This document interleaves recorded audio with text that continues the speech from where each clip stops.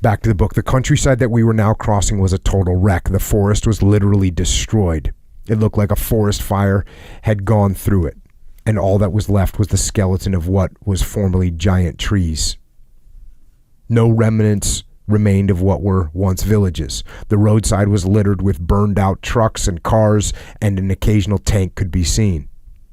It looked like total destruction that it was. The worst part, however, was the dead bodies scattered all over.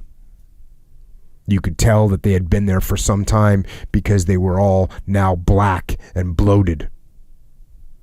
The stench was horrible, and the sight was made more terrible by the swarm of flies around each body.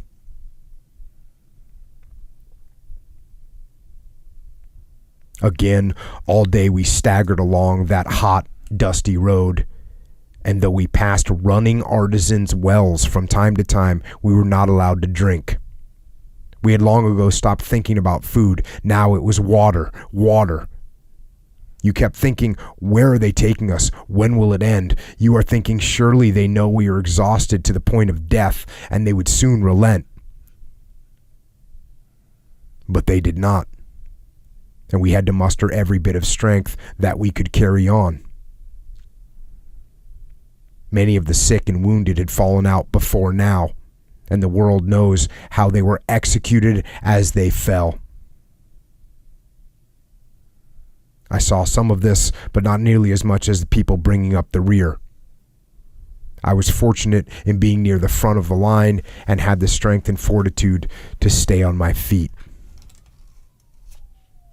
All day, we looked forward to the end of the heat and misery, thinking that at nightfall we would stop like we did the night before, but this was not to be. Darkness came, and we kept going. Long before now, we had dumped any excess baggage that we were carrying. A lot of people started the march with blankets, mosquito nets, etc.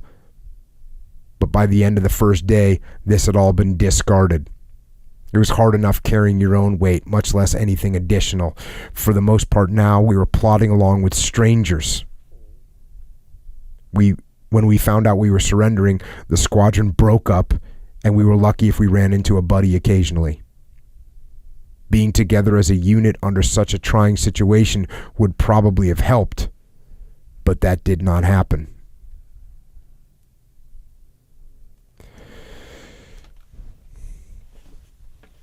So this is just a nightmare, getting worse by the moment.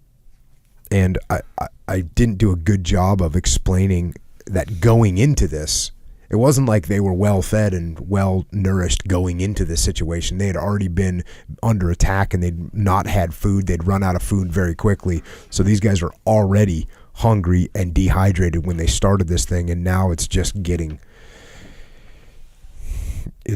worse.